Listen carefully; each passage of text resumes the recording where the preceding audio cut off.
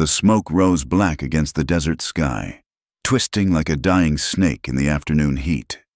Clara Mitchell pressed her face against the wooden floor of her family's general store, splinters digging into her cheek as another volley of gunfire shattered the windows above. Glass rained down like hail, mixing with the acrid smell of gunpowder and burning timber. "Stay down, Clara!" Her father's voice cracked through the chaos. But when she turned her head, she saw him slumped against the counter, his white shirt blooming red across the chest. His Winchester lay useless beside him, one hand still reaching for it. The Apache war cries pierced through the din, high, ululating sounds that made her blood run cold. She'd heard stories at the trading post, whispered tales of raids and massacres, but nothing had prepared her for this. The thundering hooves circled the small settlement of Bitter Creek like vultures, kicking up dust clouds that mixed with the smoke. Through a gap in the floorboards, she watched her neighbor, Mrs. Henderson, try to run for the church. An arrow caught her between the shoulder blades, and she crumpled like a rag doll in the street. Her bonnet rolled away in the wind, blonde hair spilling across the dirt. Clara's hands trembled as she crawled toward her father. "Papa." The word came out as barely a whisper. His eyes stared past her at something she couldn't see, already glazing over. She pressed her palm against the wound, but the blood seeped through her fingers, warm and slick. The front door exploded inward. 3 Apache warriors burst through, their faces painted in stark lines of black and red. The leader, tall, lean, with scars crisscrossing his bare chest, swept the room with dark eyes that missed nothing. He barked something in his language, and the others began ransacking the store, pulling down shelves, scattering flour and beans across the floor. Clara scrambled backward until her spine hit the wall. The scarred warrior approached slowly, moccasins silent on the wooden boards. Up close, she could see the notches on his rifle stock, each one a life taken. He studied her with the detached interest of a man examining livestock. "Please," she managed, though her throat felt like sandpaper. "I have nothing." He reached down and grabbed her wrist, yanking her to her feet with surprising strength. His grip was iron, calloused fingers digging into her skin. Clara tried to pull away, but he simply dragged her toward the door, past her father's body, past the overturned barrels and scattered merchandise that had been their livelihood. Outside, Bitter Creek burned. The church steeple collapsed in a shower of sparks, taking with it the bell that had called them to Sunday service just 3 days ago. Bodies littered the main street, people she'd known all her life reduced to motionless shapes in the dust. The warriors moved through the carnage with practiced efficiency, gathering horses, weapons, anything of value.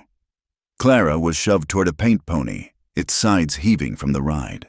The scarred warrior mounted behind her, one arm clamping around her waist like a vice.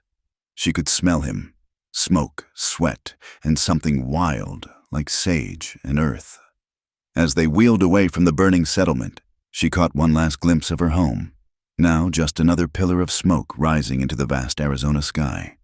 They rode hard through the afternoon and into the night, a war party of perhaps 20 braves and their captives.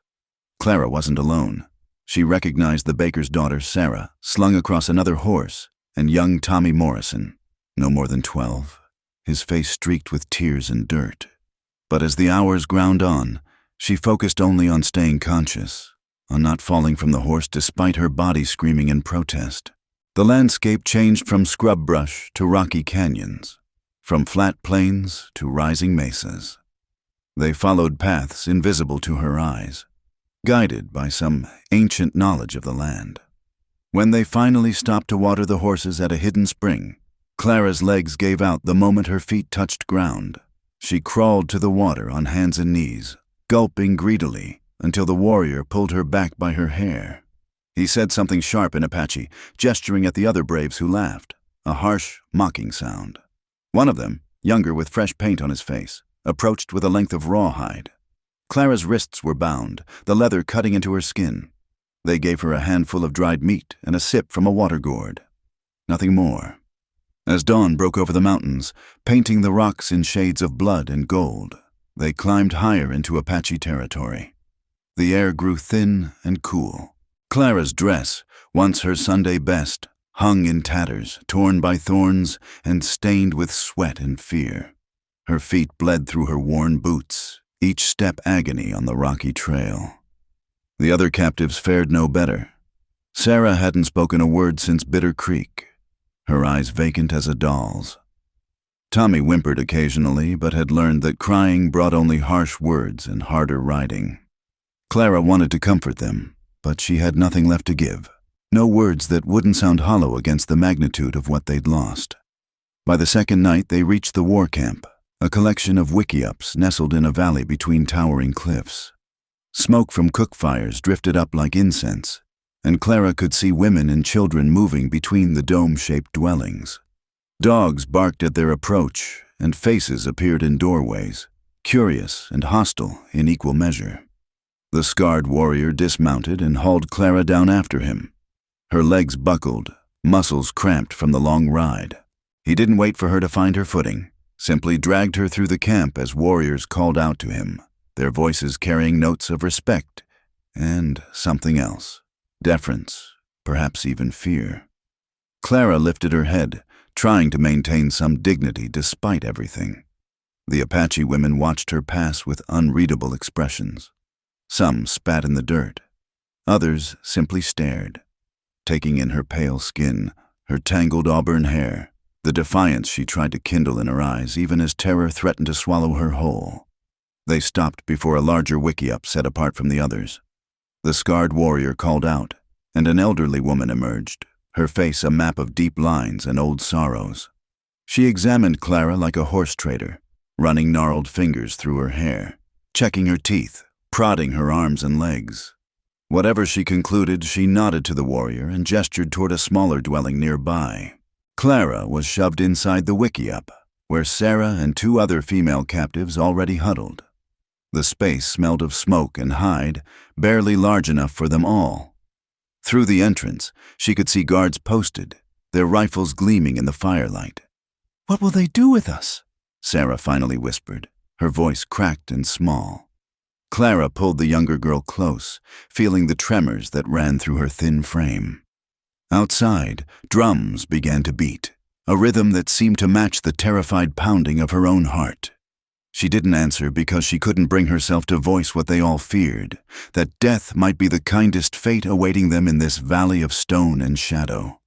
The drums beat on through the night, and Clara stared at the wickiup smoke hole, watching stars wheel overhead in their eternal dance, indifferent to the small human tragedies playing out below.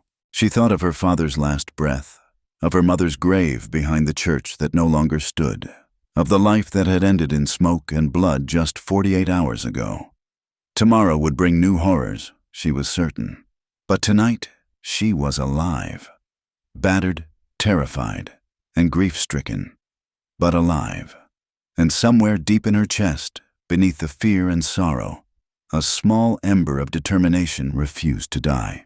Whatever these Apache had planned for her, she would not go meekly. She would not dishonor her father's memory by surrendering to despair. The drums finally faded as dawn approached, and exhaustion pulled her into restless sleep. Her last thought was a prayer to a God who seemed very far from this savage place, not for rescue, but for strength.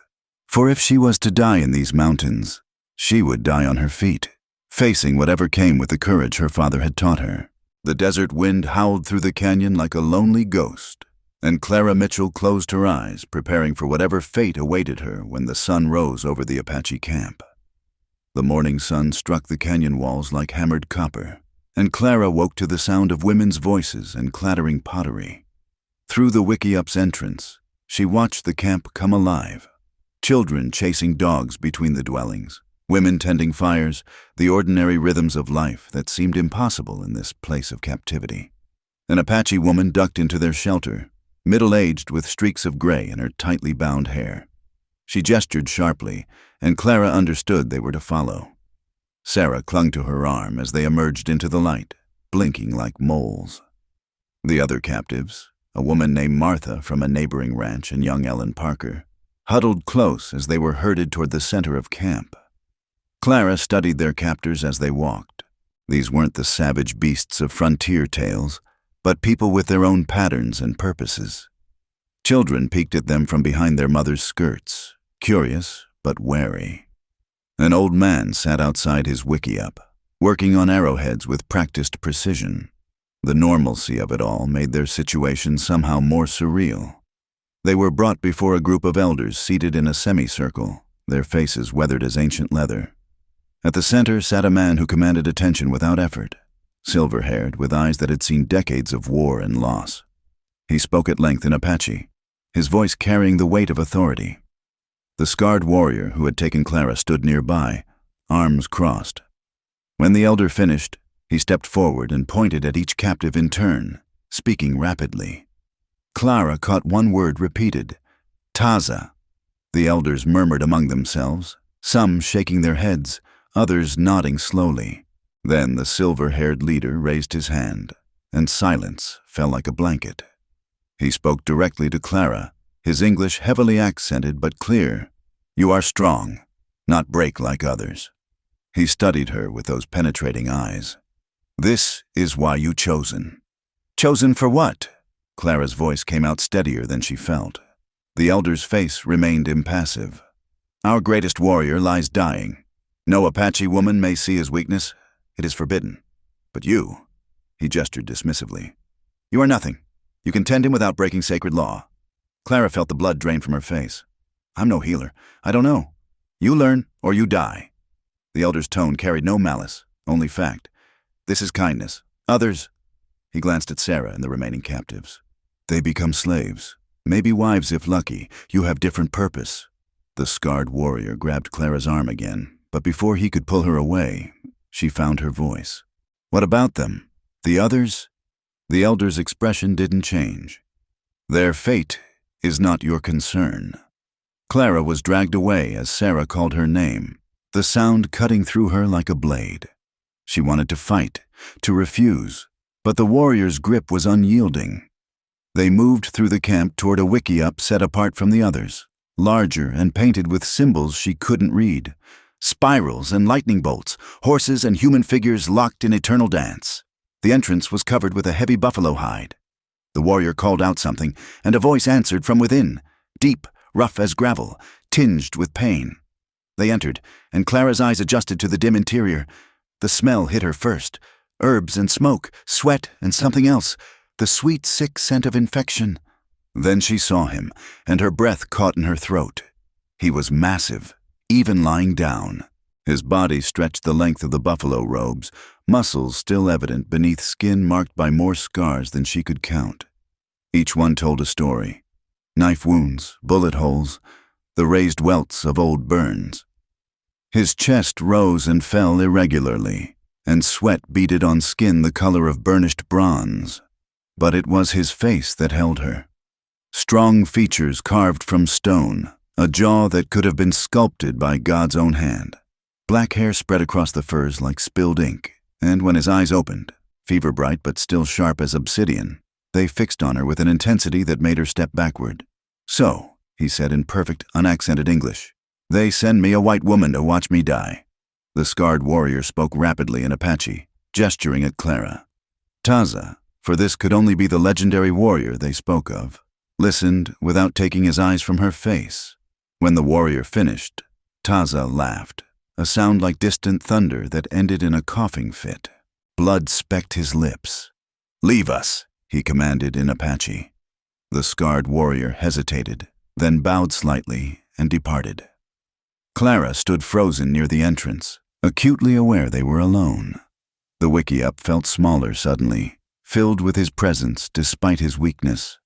She could see the wound now, a festering gash along his ribs, angry red streaks spreading from it like poisonous vines. Come closer, little rabbit, Taza said, switching back to English. I won't bite. Not much strength for it anyway. I told them I'm no healer, Clara said, not moving. No, but you have hands, and you can follow instructions. He shifted slightly, grimacing. Unless you'd prefer to join your friends. I hear Standing Bear has his eye on the young one.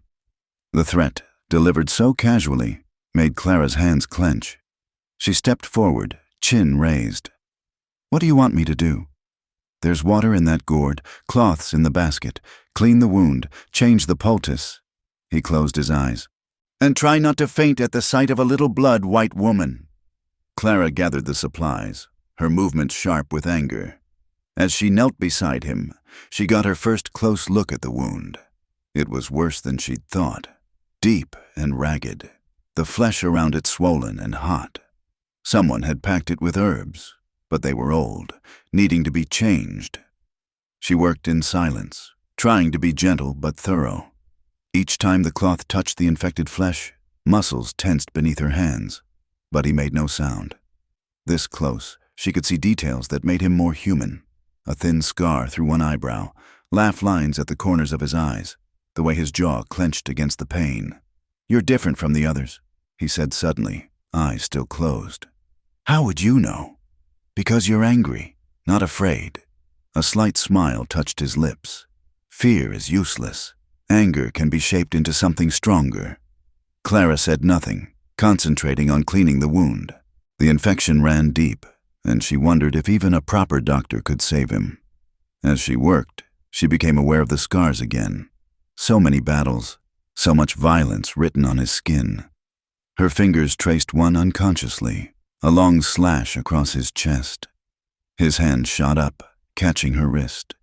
His eyes opened, dark and unreadable. "Curiosity killed the white woman," he said softly. "You're burning with fever," Clara said, refusing to show fear at his grip. "This wound is killing you. Everything dies." He released her hand. Some just take longer than others. She finished cleaning the wound and prepared a fresh poultice from the herbs left in the basket. As she worked, she felt him watching her, cataloging every movement. It was unnerving, like being studied by a wolf. "What's your name?" he asked as she applied the new dressing. "Clara Mitchell." "Clara." He rolled the name around like he was tasting it. "It means bright in the tongue of your people. Are you bright, Clara Mitchell?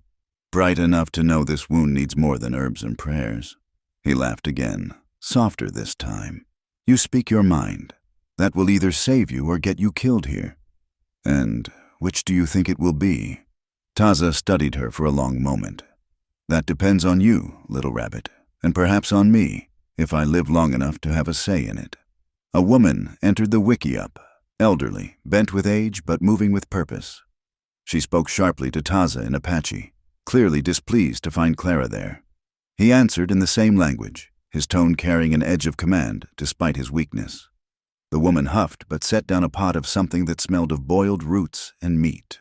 "Twice a day," she said to Clara in broken English. "You come, clean, feed. No talk to others about him." She fixed Clara with a hard stare. "You see his weakness. You die, understand?" Clara nodded, and the woman departed, muttering under her breath. "Cheerful, isn't she?" Clara said, surprising herself with the attempt at levity. "That's Grey Dove. She thinks I should have died gloriously in battle, not waste away like this." Taza's voice carried bitter amusement. "She's probably right." Clara ladled some of the broth into a smaller bowl. When she moved to help him sit up, he waved her off, struggling upright on his own. Pride, she realized. Even dying, he wouldn't show more weakness than necessary. As he ate slowly, she studied the wickiup's interior. Weapons hung from the poles, a rifle, a bow, a lance decorated with feathers. Scalps, too, though she tried not to look at those. This was a warrior's space, every item speaking of violence and victory. "You're thinking you've been caged with a monster," Taza observed, setting aside the half-empty bowl. "Haven't I? Perhaps." He lay back down, exhaustion clear in every line of his body. "But remember, little rabbit, monsters are made, not born. And sometimes they're the only thing standing between their people and extinction." Clara gathered the supplies, preparing to leave. At the entrance, she paused. "Why do you speak English so well?" "Know your enemy," he said without opening his eyes. "I spent 2 years at the white man's school in Carlisle. They tried to kill the Apache in me." A cold smile curved his lips. "They failed." As she stepped outside, blinking in the harsh sunlight, Clara felt the weight of what lay ahead. She was to be nursemaid to a dying legend, a man who'd killed countless whites, possibly even people she'd known. The irony wasn't lost on her, saved from slavery only to serve the very embodiment of everything she'd been taught to fear. But as she made her way back through the camp, she couldn't shake the image of those fever-bright eyes, the bitter wisdom in his voice. Monsters are made, not born. She thought of Bitter Creek burning, of her father's blood on her hands, of the casual cruelty that had destroyed her world. Perhaps they were all monsters here, shaped by a land that demanded blood for survival. And perhaps, in learning to tend this particular monster, she might find a way to survive in a world gone savage. The sun climbed higher, baking the canyon walls, and somewhere in the distance, a hawk screamed its hunting cry.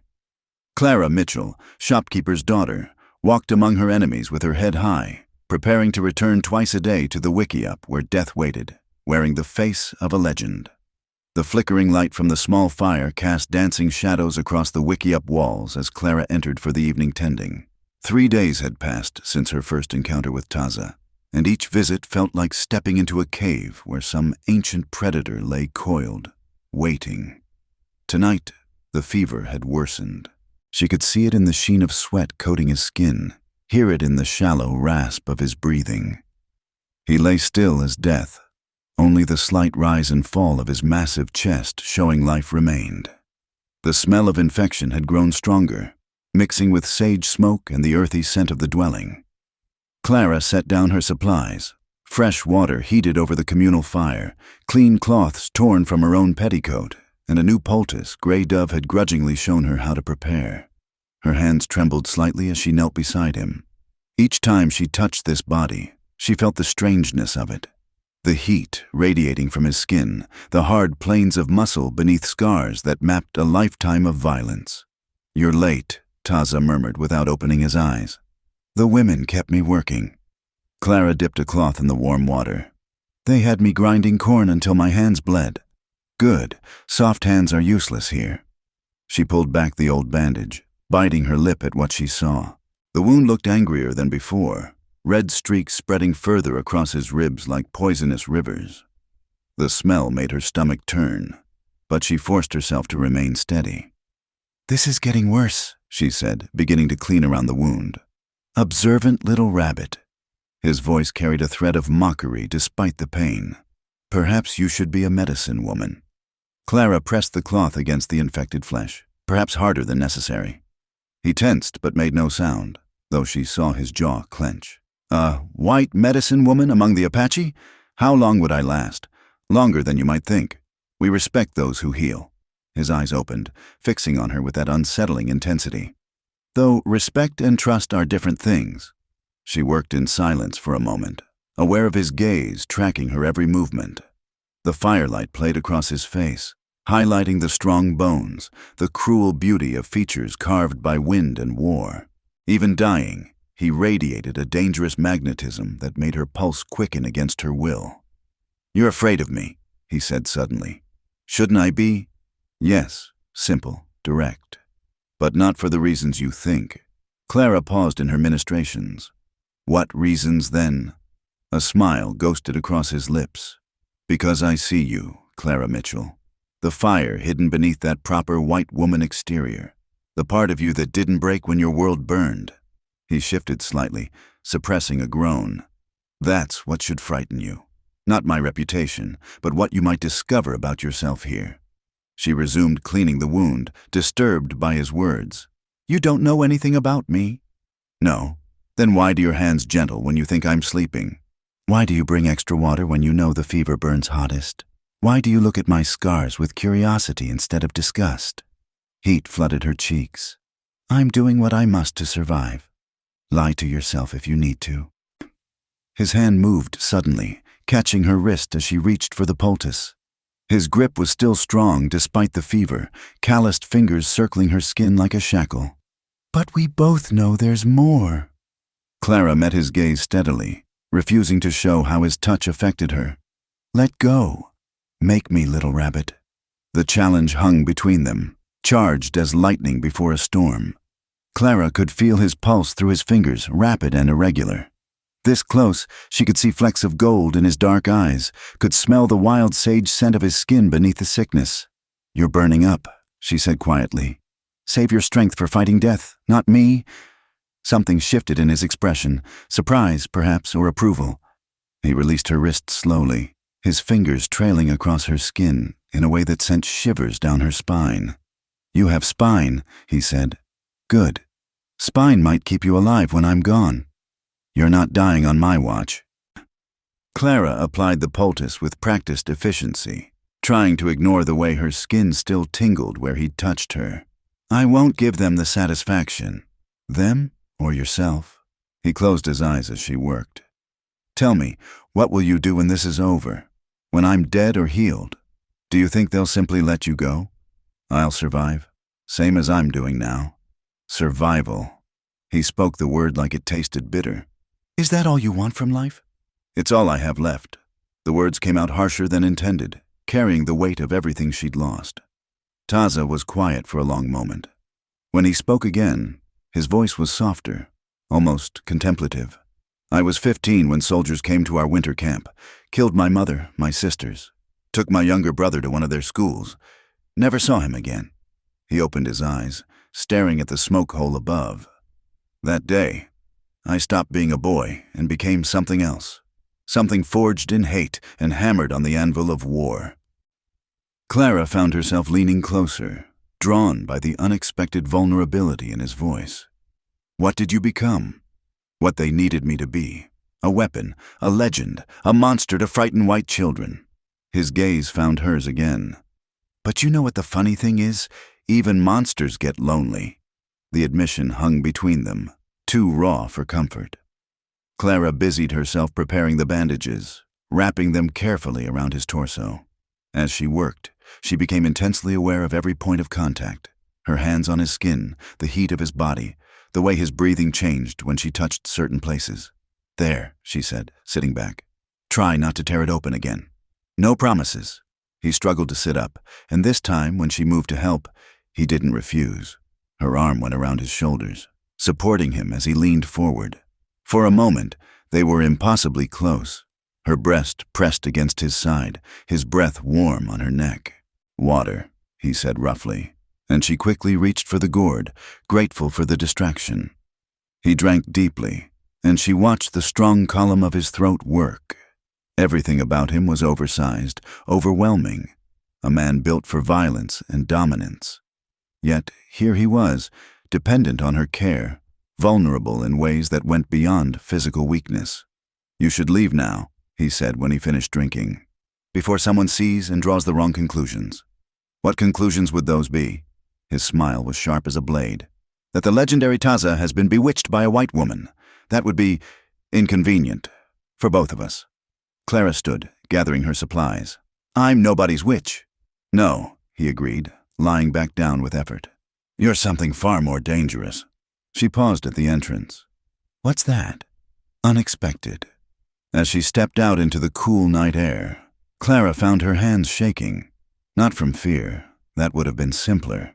No, this was something else, something that coiled low in her belly and made her skin feel too tight. She pressed her palms against her cheeks, feeling the heat there. This was madness. He was her enemy, her captor, a killer of her people. Yet when he looked at her with those knowing eyes, when he spoke of loneliness and monsters, something in her recognized a kindred spirit. They were both creatures shaped by loss, hardened by necessity. The camp was quiet as she made her way back to the women's area. Most of the fires had died to embers, and stars crowded the sky like scattered diamonds. She thought of Taza lying in his wickiup, fighting death with the same fierce will he'd brought to battle. Tomorrow she would return, would again place her hands on that scarred skin, would breathe the same air, and feel the dangerous pull between them grow stronger. Clara Mitchell, who had been raised to fear and hate the Apache, was tending their greatest warrior. More than that, she was beginning to see him not as a symbol or a monster, but as a man. A complicated, dangerous, magnetic man who looked at her like he could see straight through to her hidden depths. She touched her wrist where he'd gripped it, still feeling the phantom pressure of his fingers. His words echoed in her mind. What you might discover about yourself here. Perhaps that was the real danger. Not Taza himself, but what he awakened in her. The wild thing that had always lived beneath her proper exterior, waiting for something or someone to set it free. As she lay down on her thin blanket, surrounded by the soft breathing of the other women, Clara wondered if she was strong enough to resist that call, or if she even wanted to. The night wind sang through the canyon, and somewhere in the darkness, a wolf howled, lonely, defiant, and utterly wild. Clara closed her eyes and dreamed of fever-bright eyes and scarred hands, of monsters who spoke of loneliness, and of the thin line between captor and captive when both were prisoners of fate. The morning ritual had become second nature after 2 weeks. Clara would heat water over the communal fire, enduring the hostile stares of Apache women, then make her way to Taza's wickiup as the sun painted the canyon walls gold. Each day, she expected to find him dead. Each day, he defied those expectations. "You're humming," he said as she entered, not bothering to open his eyes. Clara stopped abruptly, unaware she'd been doing it. "My mother's lullaby. She used to—" She cut herself off, jaw tightening. "Used to what?" His eyes opened, genuinely curious. "Nothing. Let me see the wound." "Ah, we're prickly this morning." He shifted to give her better access. "Did Grey Dove work you too hard again?" Clara began unwrapping the bandages with practiced efficiency. The wound, while still serious, showed signs of improvement. The angry red streaks had receded, and the flesh looked less inflamed. "She had me scraping hides until midnight. My hands are raw." "Let me see." "The wound first." "I said, let me see." His tone brooked no argument. Reluctantly, Clara held out her hands. Her palms were indeed raw, blistered from the rough work. Taza took them in his own massive ones, turning them over with surprising gentleness. His thumbs traced the damaged skin, and Clara fought not to shiver at the contact. "You have small hands," he observed, "not made for such work. They'll toughen up, like the rest of you." He released her hands slowly. "You're changing, little rabbit. I can see it in how you move, how you hold yourself. Less fear, more fire." Clara returned to tending his wound, trying to ignore how her hands tingled from his touch. "Maybe I'm just too tired to be afraid anymore." "No, it's more than that." He studied her as she worked. "Tell me about the lullaby." "Why do you care?" "Because you stopped yourself from sharing it." "Now I'm curious." She sighed, knowing his stubbornness well enough by now. "My mother sang it when I was scared. Thunderstorms, nightmares, whenever father came home drunk from the saloon." She hadn't meant to add that last part. "He hit you?" "Sometimes. Mother more often." Clara kept her eyes on her work. "He wasn't a bad man, just weak. The frontier broke him in ways it didn't break her." "And you? Did it break you?" Clara paused, considering. "I thought it had, when your warriors burned my world, but maybe—" She met his gaze. "Maybe it just revealed what was already there. The strong survive, the weak perish. It's the way of things." His voice carried no judgment, only fact. "Your mother, did she survive?" "Cholera took her 3 winters ago." Clara's throat tightened. "She died singing that lullaby to a little girl in the sick house. Even dying, she thought of others first." Taza was quiet for a moment. "She sounds like a warrior in her own way." "She was." Clara blinked back unexpected tears. "She was everything I'm not." "You sell yourself short." He caught her hand as she reached for the poultice. "You've kept me alive when my own people expected me to die. You face each day in enemy territory without breaking. Your mother would be proud." The sincerity in his voice undid her. A tear escaped, rolling down her cheek. Taza reached up, catching it on his finger with a gentleness that seemed impossible from hands that had dealt so much death. "Warriors don't cry," Clara said, trying for levity. "The best ones do." He brought his finger to his lips, tasting her tear. The gesture was so unexpected, so oddly intimate, that Clara's breath caught. "Salt and sorrow, but strength too. You're delirious from fever." "My fever broke 3 days ago." His dark eyes held hers. "You know this, just as you know why you keep finding excuses to touch me longer than necessary." Heat flooded Clara's face. "I don't—" "Yesterday, you spent 5 minutes rewrapping a bandage that was already perfect. The day before, you traced my scars while you thought I slept." His voice dropped lower. "Do you think I don't feel it too? This pull between us?" Clara jerked back, heart hammering. "You're imagining things." "Am I?" He sat up with only slight difficulty, bringing them face to face. Then why does your breath quicken when I'm near? Why do you lean into my touch even as you pretend to pull away? Because I'm human, and you're— She gestured helplessly at him. You're overwhelming. That doesn't mean anything. Doesn't it? He reached out, fingers ghosting along her jaw. In my culture, we believe the spirits sometimes bind unlikely souls together, enemy to enemy, like iron sharpening iron. Clara should have moved away, should have slapped his hand down, reminded him of their positions. Instead, she found herself leaning into his touch, eyes fluttering closed. His thumb traced her cheekbone, and she felt the calluses there, evidence of a lifetime holding weapons. "This is madness," she whispered. Yes. His hand slid into her hair, pins scattering. Beautiful madness. A noise outside made them spring apart.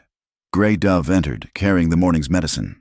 Her sharp eyes took in Clara's flushed face, Taza's position, the hairpins on the ground. She said something cutting in Apache. Taza responded calmly, but Clara caught the steel beneath. Gray Dove's face darkened further. She set down the medicine with unnecessary force and stormed out. "What did she say?" Clara asked, hastily gathering her pins. "Nothing worth repeating." He lay back down, but she could see the tension in his shoulders. "You should go. Come back this evening as usual." "Taza, go, Clara." His use of her name, rare and deliberate, made it a command and plea both. Clara fled, her hair still half undone, heart racing like a spooked horse. She could feel eyes on her as she crossed the camp, knowing looks, whispered conversations. Had everyone seen what she'd been too blind to acknowledge? This dangerous attraction that grew stronger with each passing day. She spent the morning grinding corn with unusual violence, taking out her confusion on the innocent grain. Sarah worked beside her, thin and quiet since being claimed as a wife by one of the younger warriors.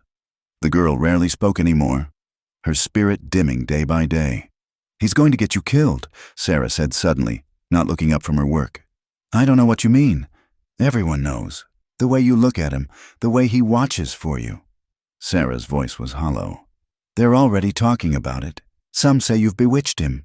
Others say he's claimed you without declaring it." "No one's claimed anyone," Clara said firmly. "I'm just tending his wounds." Sarah finally looked at her, eyes older than her years. "My grandfather used to say that fire and powder shouldn't be stored together. You're fire, Clara, and he's something more dangerous than powder." Before Clara could respond, a commotion arose near the camp entrance. Warriors were returning from a raid, leading stolen horses and pack mules heavy with goods. But something was wrong. Several men bore wounds, and one horse dragged a body. The crowd gathered quickly, voices rising in grief and anger. Clara caught fragments of conversation, recognizing enough Apache words by now to understand. Soldiers, ambush, death. The body was that of Running Wolf, popular among the younger warriors. That evening, the camp's mood was dark as Clara made her way to Taza's wickiup. She could hear drums beginning, the rhythm different from celebratory beats. This was mourning and promise of vengeance. Taza was sitting up when she entered, fully dressed for the first time since she'd begun tending him. His war shirt was decorated with beadwork and quills, and his hair was neatly braided. He looked every inch the legendary warrior, despite the careful way he moved. "You shouldn't be up," Clara said. "My people need to see strength, not weakness."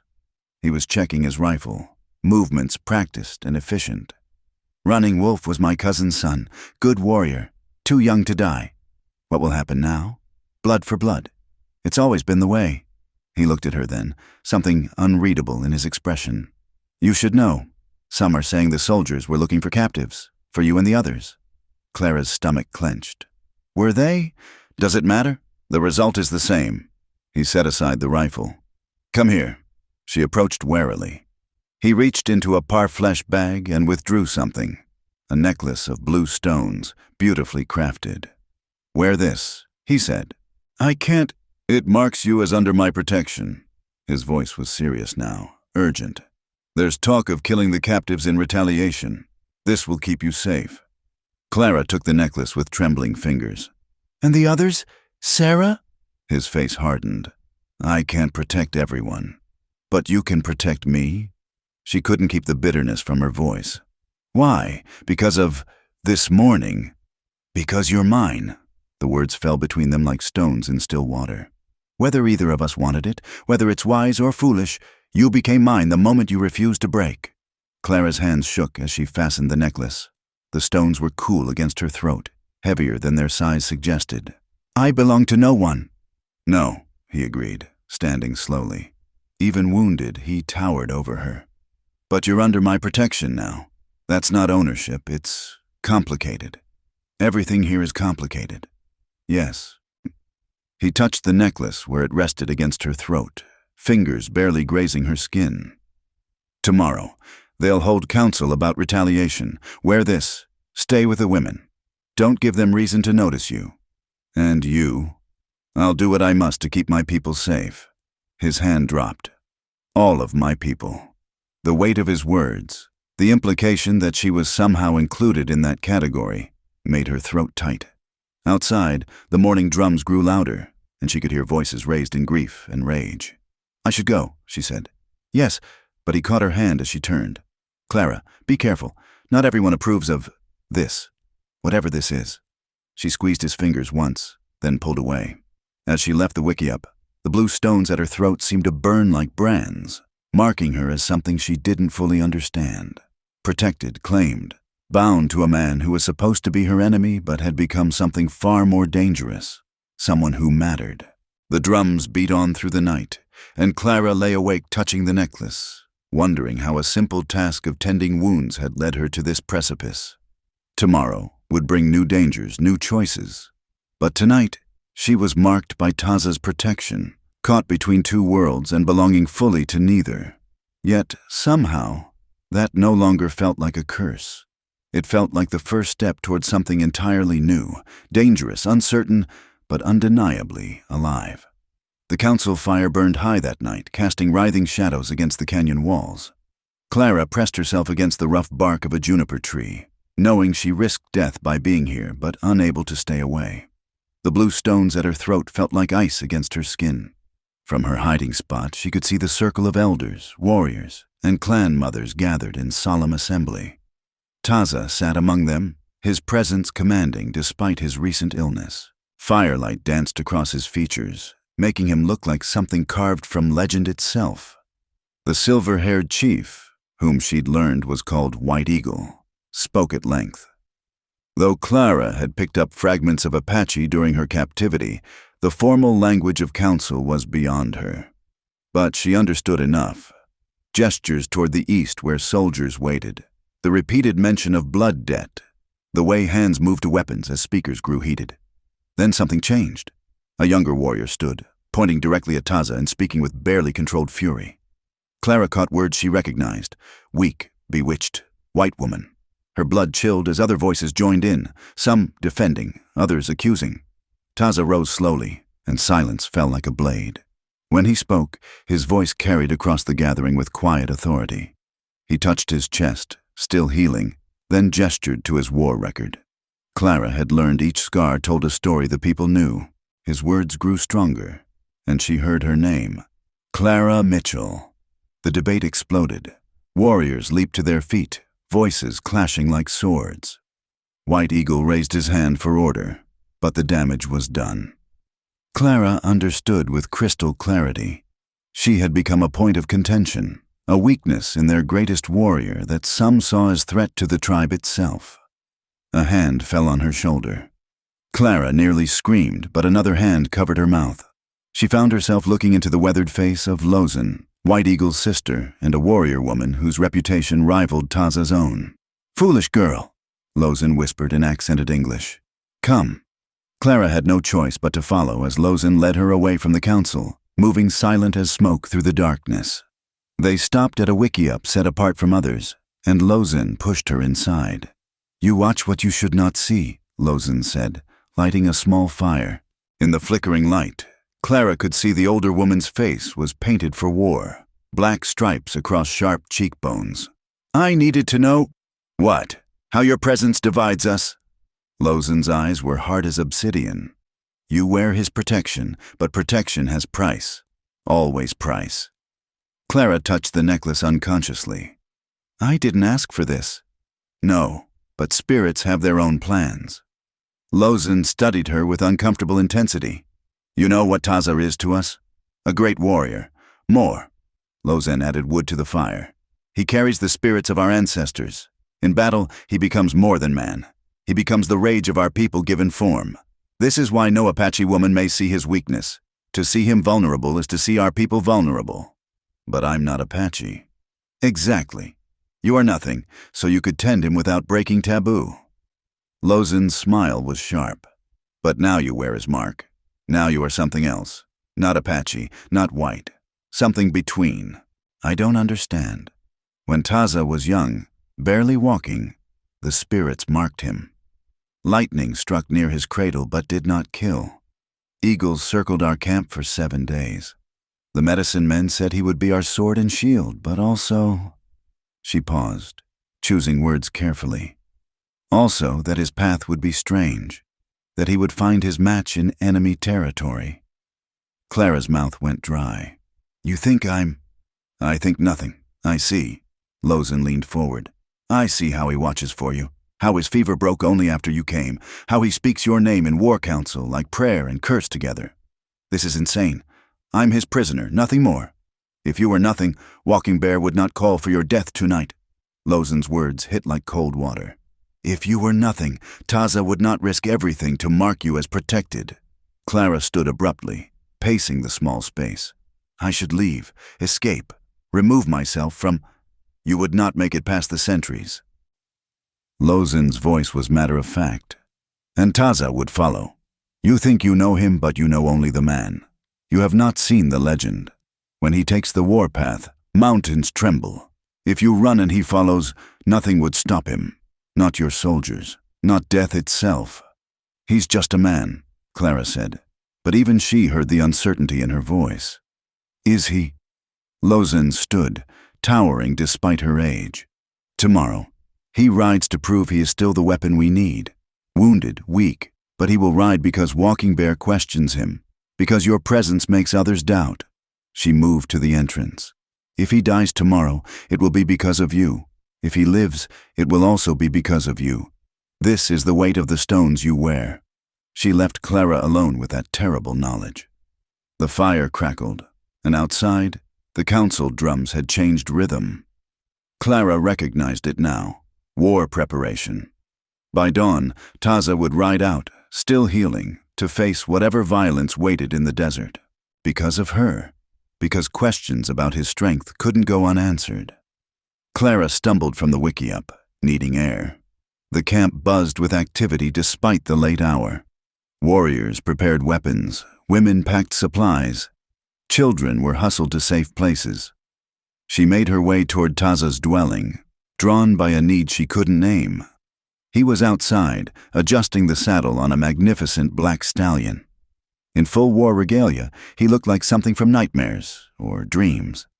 Eagle feathers in his hair, paint across his face in patterns that seemed to shift in the firelight, weapons hanging from his belt with practiced ease. You shouldn't be here, he said without turning. Lozin told me. About tomorrow, about why you have to go. Lozin talks too much. He continued checking the horse's gear. Go back to the women, Clara.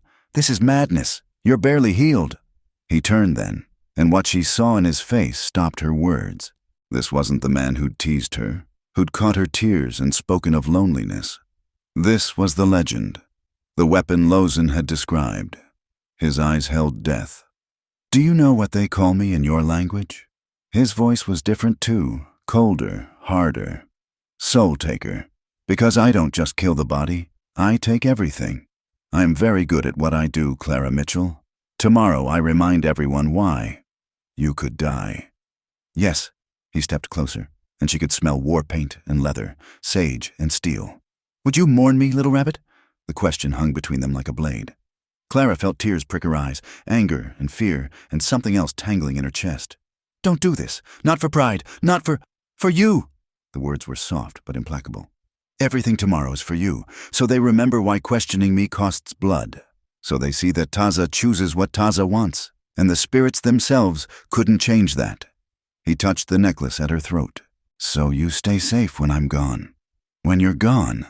His smile was sad and sharp together. One way or another, this ends tomorrow.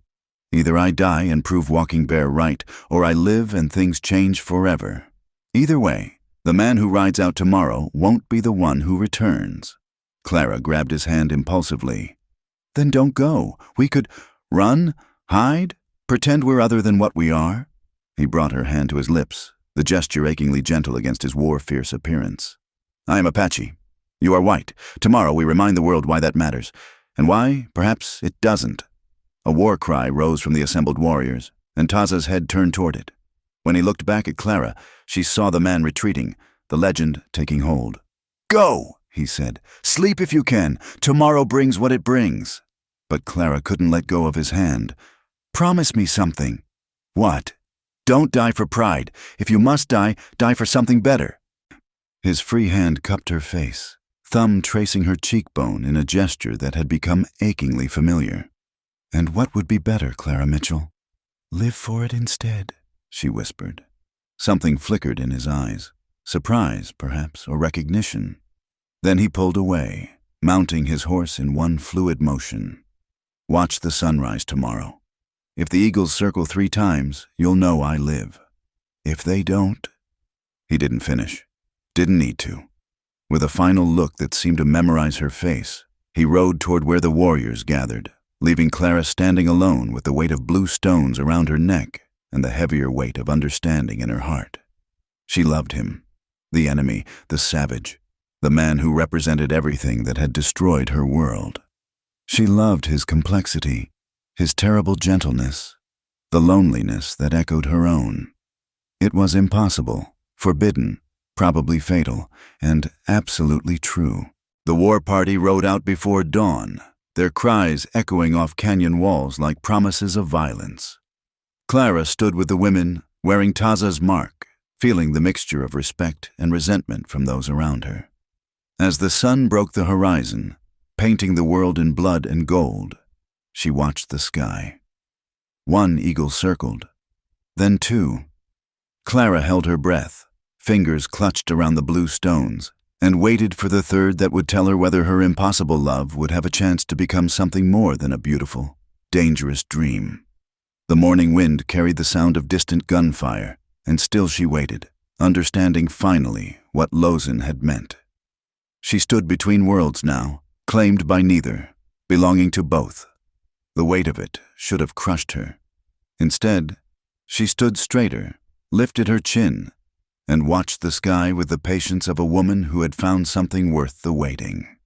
The 3rd eagle never came. Clara stood until her legs went numb, until the sun climbed high and the women returned to their work, shooting her pitying or satisfied glances. 2 eagles had circled and disappeared beyond the canyon rim, and the silence that followed felt like a held breath before a scream. Gray Dove approached as Clara finally sank to her knees. You wait for nothing, the old woman said, not unkindly. Warriors know death. It is their bride, their sister. Today perhaps Taza embraces her. He's not dead. Clara's voice came out raw.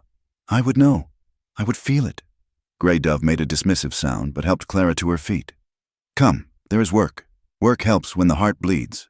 But Clara couldn't focus on grinding corn or scraping hides.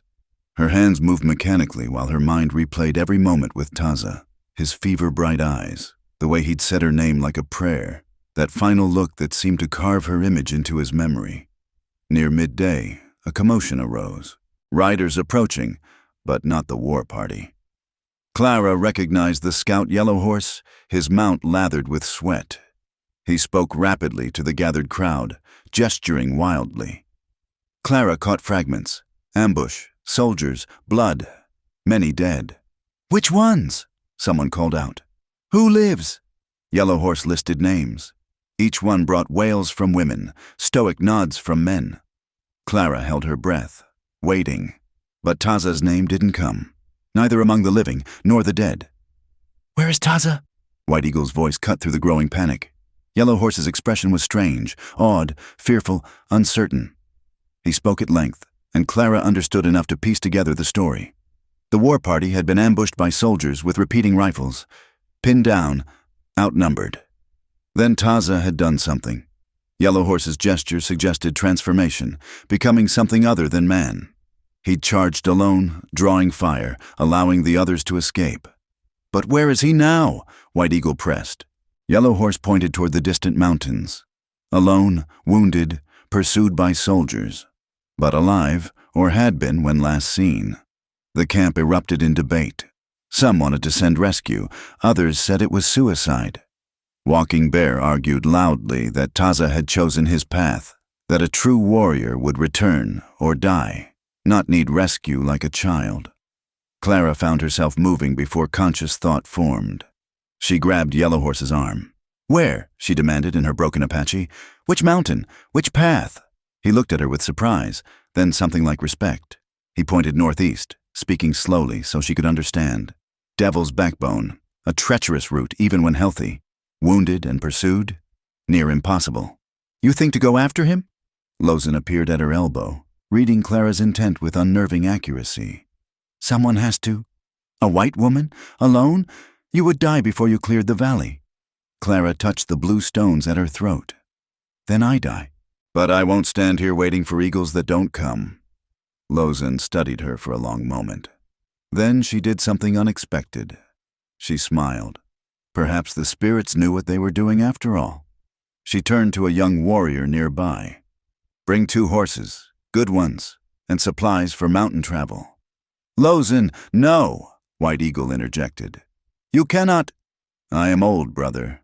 My battles are nearly done." Lozin's voice carried finality. "Let me choose this last one." Within an hour, Clara found herself mounted on a sturdy pinto, following Lozin through paths she could never have found alone. The older woman rode like she was born to it, setting a pace that made Clara's bones ache but covered ground with remarkable speed. They rode in silence through the afternoon heat, stopping only to water the horses.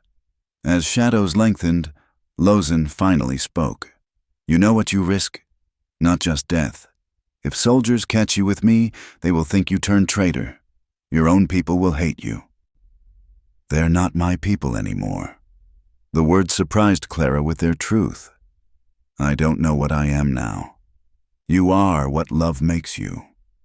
Lozin's voice held no mockery. "It changes us, shapes us like rivers shape stone. Not always gentle, but always true." They climbed higher as darkness fell, following some trail only Lozin could see.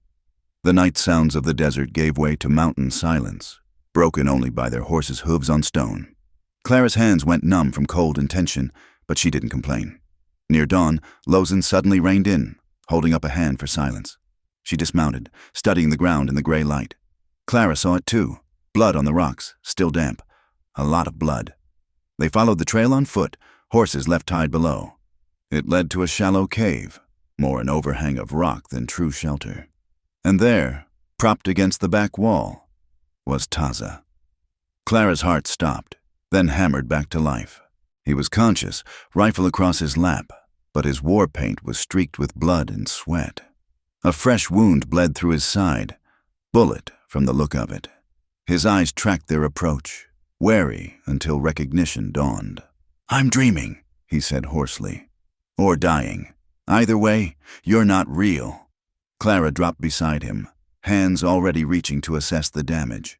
"Real enough to be furious with you. Third eagle, you said. Watch for the third eagle. Eagles don't lie." His hand caught hers, weak but desperate. "You shouldn't be here. Soldiers are tracking the wrong trail," Lozin interrupted. "I laid false sign 2 miles back, but they will figure it out. We must move." "Can't—" Taza's jaw clenched. "Bullet's still in there. Every step drives it deeper." Clara looked at Lozin, who was already pulling items from her pack. A knife, herbs, cloth. "You'll have to do it," the older woman said. "My hands shake too much now. I'll guide you." I can't. I don't know how." "Then he dies." Lozin's voice was matter-of-fact. "Choose." Clara looked at Taza, seeing past the legend to the man beneath. The man who'd caught her tears, who'd spoken of loneliness, who'd ridden to war to protect her. Her hands steadied. "Tell me what to do." What followed was the longest hour of Clara's life. Following Lozin's terse instructions, she cut into Taza's flesh, searching for the bullet while he bit down on leather to muffle any sound. His body went rigid with pain, muscles cording, but he didn't cry out. Clara's hands turned red with his blood, but she didn't falter.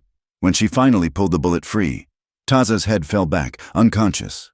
For a terrifying moment, she thought he was dead. Then his chest rose, fell, rose again.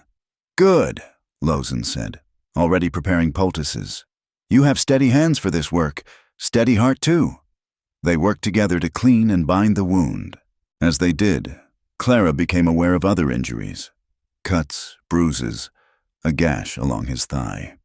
Whatever had happened in that ambush, Taza had paid dearly for his people's escape. "The stories will say he turned into a spirit warrior," Lozin said softly.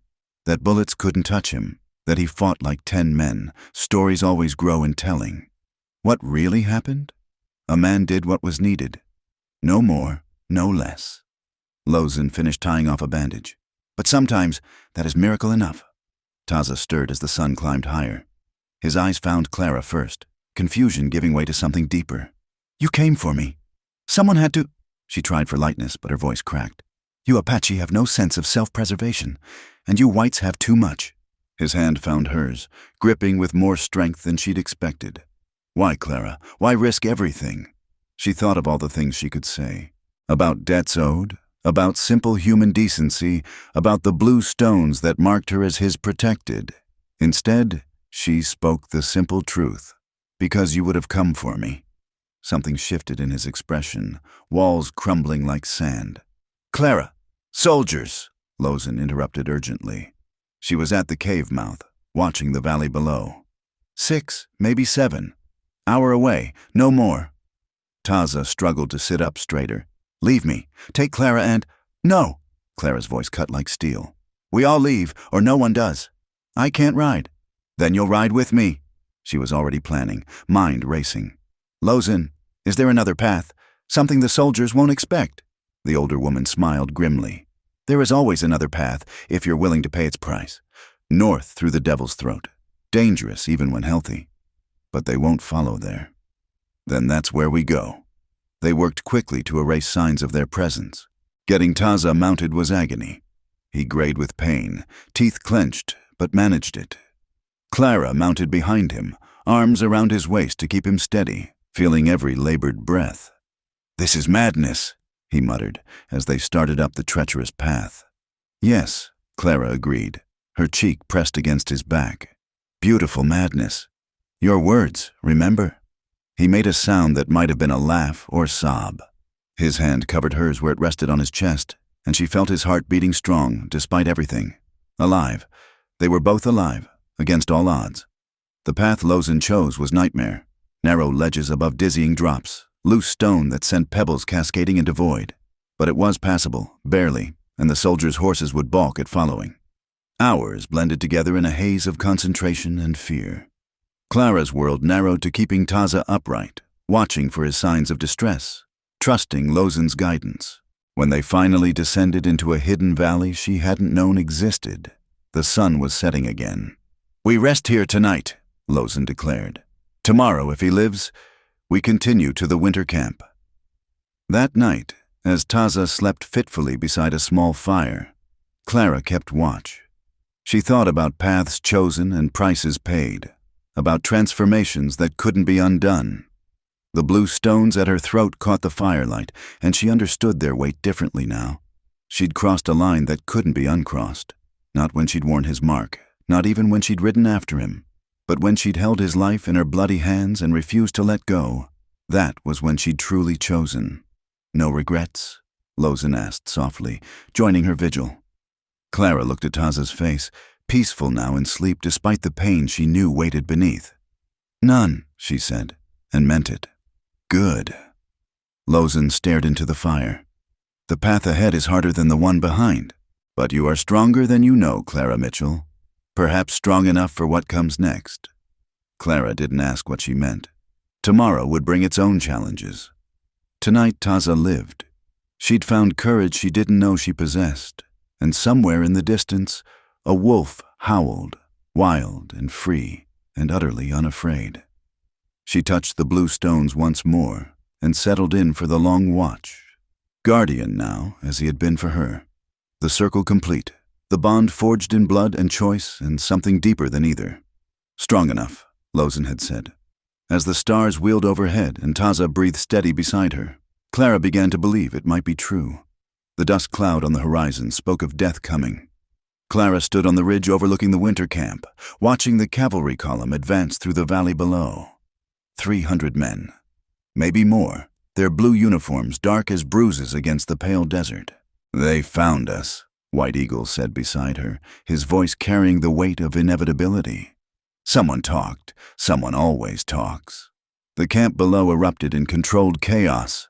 Women gathering children, warriors checking weapons, the elderly preparing to flee or fight as their strength allowed. Clara had seen this dance before, but now she stood on the other side of it, wearing Apache dress, her skin bronzed by sun, Taza's blue stone still at her throat. "Where is he?" she asked, though she knew the answer. "Where he always is when war comes." White Eagle pointed to the war council gathering near the central fire, being what he must be. Clara could see him from here, tall, commanding, fully healed after 2 months of her care. The wound that should have killed him had become just another scar in his collection. But she knew the deeper wounds, the ones that only showed in quiet moments when his guard dropped. "I should go to him." "No." White Eagle's hand on her arm was gentle, but firm. Now is not the time. He must be Taza the warrior now, not the man who— He stopped, searching for words. "Not the man who looks at you like you hung the stars." A rider burst into camp, one of their scouts, his horse lathered with sweat. His message was clear even before he spoke. The soldiers knew exactly where they were. No accident. This was planned, coordinated. They would attack at dawn. Clara's mind raced. "The captives," she said suddenly. "The other white captives. That's why they're here. Someone escaped, made it back." "Does it matter?" White Eagle's face was stone. "They come. We fight. Some die. The wheel turns as it always has." But Clara was already moving, heading not toward Taza but toward the wickiup where she knew Sarah was kept. She found the girl packing meager belongings, her face gaunt after months of hardship. "It was you," Clara said without preamble. "You got word out somehow." Sarah's hands stilled. When she looked up, her eyes held no guilt, only exhaustion. "My husband left me alone for 3 days. I found a prospector, gave him my mother's ring to carry a message." Her voice was flat, dead. "I want to go home, Clara. What's left of it. Do you know what you've done? How many will die because I want to live?" Sarah's voice cracked. "Not everyone is like you, Clara. Not everyone can forget what they are, where they come from. Not everyone can fall in love with—" She gestured helplessly at Clara's changed appearance. Clara felt rage and pity war in her chest. Before she could respond, drums began. Not the war drums she expected, but something else. A summoning. The entire camp gathered in the central clearing. Taza stood with the war chiefs. But his eyes found Clara immediately. What she saw there made her breath catch. Not fear, not anger, but a terrible resolve. White Eagle raised his hand for silence.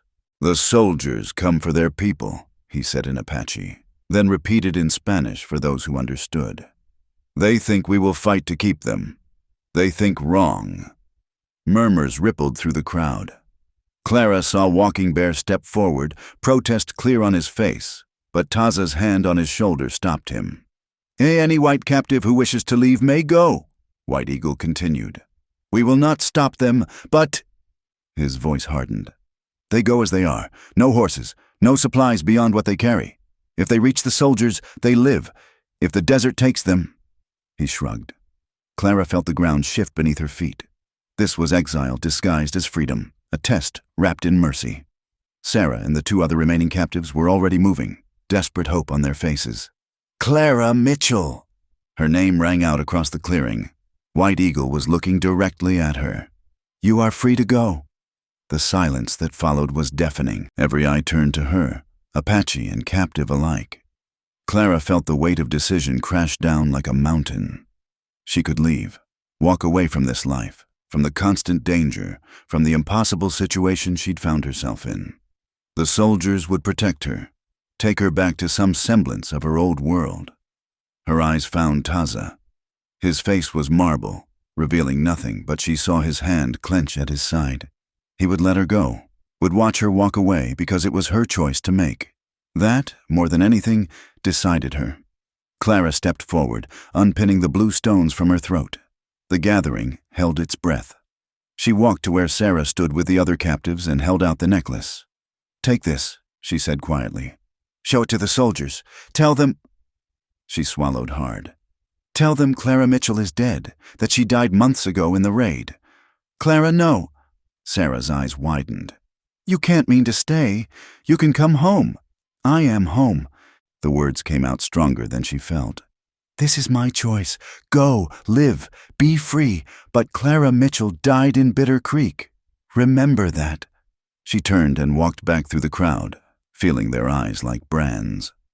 When she reached Taza, she stopped, lifting her chin. "If you'll have me," she said in Apache, loud enough for all to hear, "I choose to stay." Something broke in Taza's controlled expression. He reached out, cupping her face with one hand, thumb tracing her cheekbone in that achingly familiar gesture. "You impossible woman," he murmured in English, for her alone, then louder in Apache. "She is mine. I claim her before all. Any who challenge this, speak now." No one did. Even Walking Bear remained silent, though his face was thunderous. White Eagle nodded slowly. "Then it is done. The white woman Clara Mitchell is dead. Who stands before us is—" He paused, looking at her with something like approval. "Who are you now?" Clara thought of everything she'd been. Dutiful daughter, shopkeeper, captive, healer. None of those fit anymore. She looked at Taza, drew strength from the pride in his eyes, and spoke the name that had been whispered about her for weeks. "Walks between worlds," she said. "I am walks between worlds." A ripple went through the crowd. Surprise, acceptance, even respect from some. It was a warrior's name, a name that acknowledged what she'd become. The captives left as the sun touched the horizon, small figures stumbling across the desert toward the soldiers' lines. Clara watched them go, Sarah clutching the blue stones, and felt a chapter of her life close with finality. "Regrets?" Taza asked beside her. "No." She turned to face him. "But now what? The soldiers won't leave just because you release the captives. They'll still attack." "Yes." His face was grim. "Which is why we won't be here when they do." The camp was already in motion, an exodus planned and executed with precision born of generations of practice. By full dark, they would be gone, melted into the mountains like smoke, leaving only empty wickiups for the soldiers to find. "And after?" Clara asked. "They'll keep hunting. Let tomorrow bring what it brings." Taza pulled her close, and she felt the tension in his body.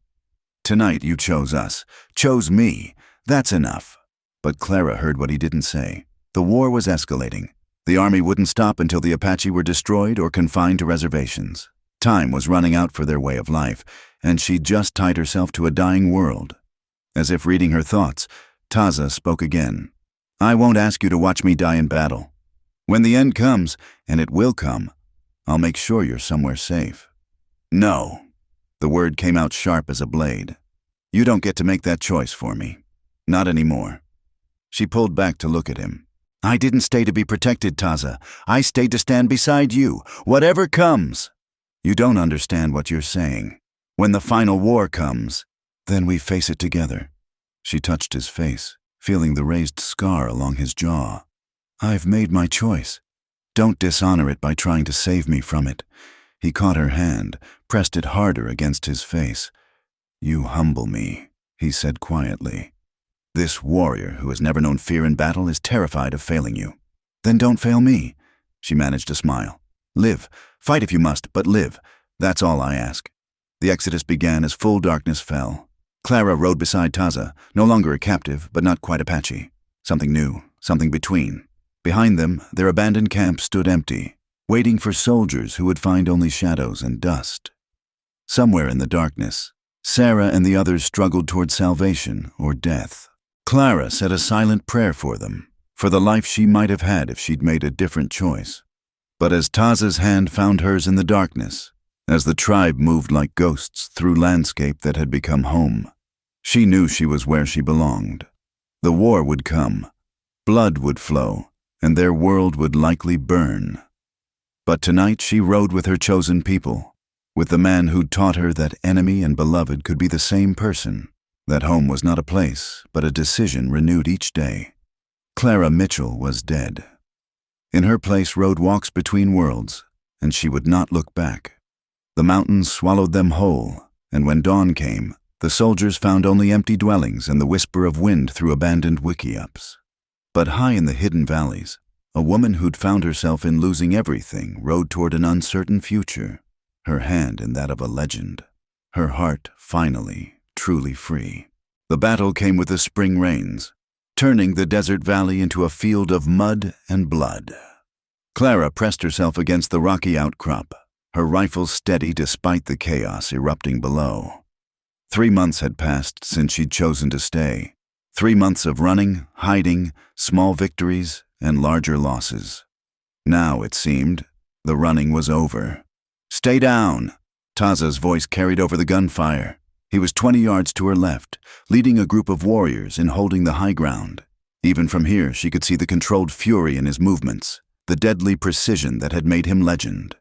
The army had brought everything: cavalry, infantry, even artillery that boomed like thunder gods.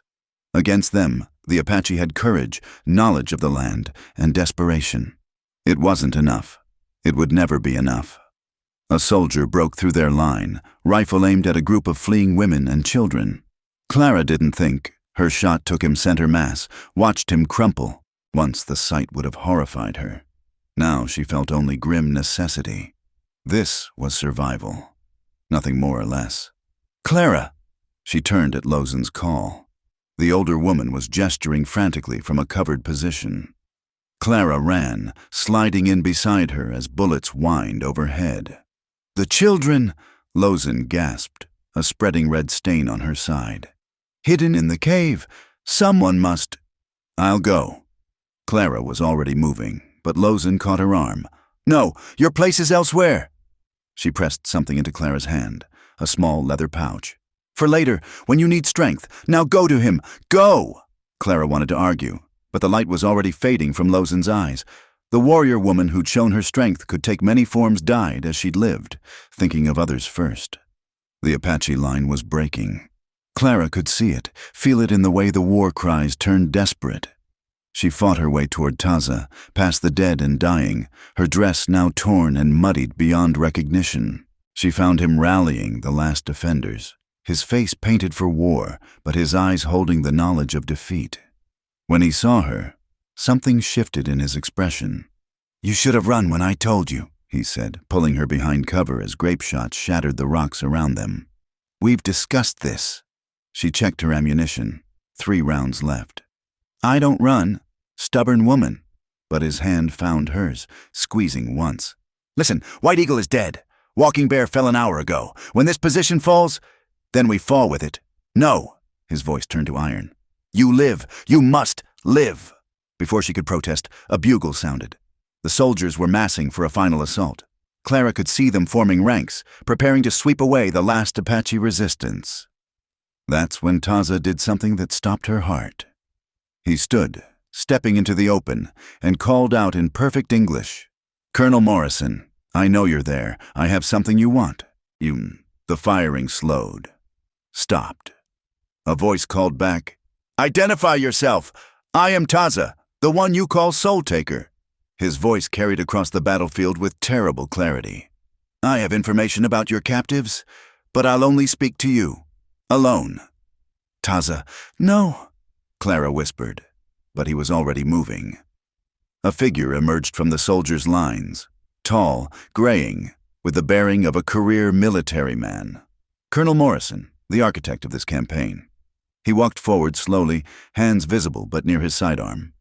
They met in the middle of the battlefield, 2 men surrounded by the dead.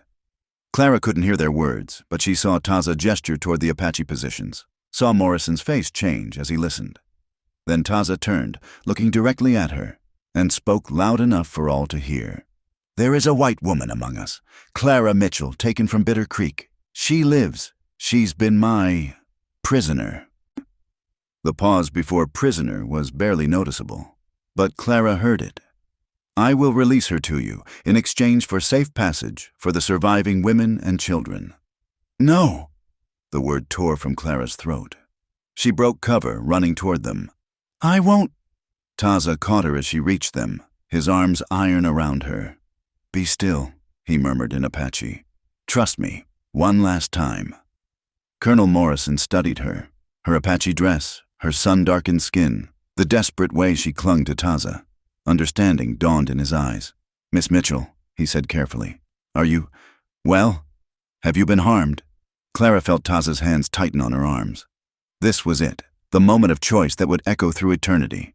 She could tell the truth, claim her place at Taza's side, likely die with him in the next few minutes. Or, she looked up at Taza's face, saw what he was asking her to do, saw the love there, the desperate need for her to live, even if it meant living without him. He'd asked her to trust him one last time.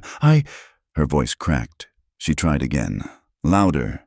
"I've been held prisoner, forced to serve them." The words tasted like ashes. "Please, I just want to go home."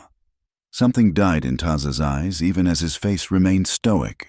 But he played his part, shoving her toward Morrison. "Take her then. And remember your promise. Safe passage for the others." Morrison caught Clara's arm, steadying her. "You have my word. Women and children will not be harmed." He studied Taza with something like respect. "And you? I'm a warrior. I die as one." Taza straightened, every inch the legend. "But first, I see my people to safety." It happened so fast. Another Apache warrior, young and full of rage, saw Clara in Morrison's grasp and raised his rifle. Taza moved without thought, stepping between them. The shot meant for Morrison took him in the chest, spinning him into the mud. "No!" Clara tore free, dropping to her knees beside him. Blood spread across his war shirt, mixing with the paint and mud. "No, no, no!" His hand found her face, thumb tracing that familiar path along her cheekbone. "My choice," he whispered. "You live, for both of us." "I can't. I won't." "You will." His voice was fading but still held command. "Because you're stronger than you know. Because our story doesn't end here." He pressed something into her hand. A small carved stone wolf. "Remember," Colonel Morrison was calling for a medic. Soldiers were moving in. The world was chaos, but Clara saw only Taza's face, the light leaving his dark eyes. "I love you," she said in Apache, not caring who heard. "I choose you. I'll always choose you." His lips curved in that sharp, beautiful smile. "And I choose the fire. Always." His hand fell away from her face. "Now go, live. That's an order." Soldiers pulled her away as the medic worked over Taza's still form. She fought them, screaming, but they were too many, too strong. The last thing she saw was his body in the mud, surrounded by enemies who'd never understood what they were destroying. Colonel Morrison wrapped a blanket around her shoulders as they reached the army lines. "You're safe now, Miss Mitchell. It's over." Safe. Over. The words meant nothing. Clara clutched the carved wolf, felt Lozen's pouch in her other hand, and stared at the battlefield where everything she'd chosen lay dying. "Ma'am?" A young lieutenant appeared. "We need to get you to the medical tent. You've been through—" "I've been through nothing," Clara said, her voice empty as winter wind. "Clara Mitchell has been through nothing at all." Because Clara Mitchell was dead, had died that day in Bitter Creek, and walks between worlds, she had died in the mud of this nameless valley, holding the hand of a legend who'd taught her that love could bloom even in the harshest ground. What remained was something else, someone else, a woman who would live because she'd been ordered to, who would carry the memory of blue stones and fever-bright eyes, of a giant's gentle hands, and a warrior's last gift. The rain began as they led her away, washing the blood into the earth, carrying away the last traces of a world that would never come again. But in her hands, a carved wolf remained warm, and somewhere in her heart, a fire that would never die continued to burn. She would live. She had no choice, but she would live as he'd taught her, choosing the flame over the ashes, even when it hurt, especially when it hurt. The army recorded it as a victory. History would remember it as one more step in the pacification of the Apache, but Clara would remember it as the day she learned that some loves are worth any price, even the price of living on after they're gone. especially then. Thank you for listening to this story of love and loss in the American frontier. Where are you tuning in from today? I'd love to hear your thoughts in the comments below. If this tale touched your heart, please subscribe to From Wild West channel and share what Clara and Taza's journey meant to you.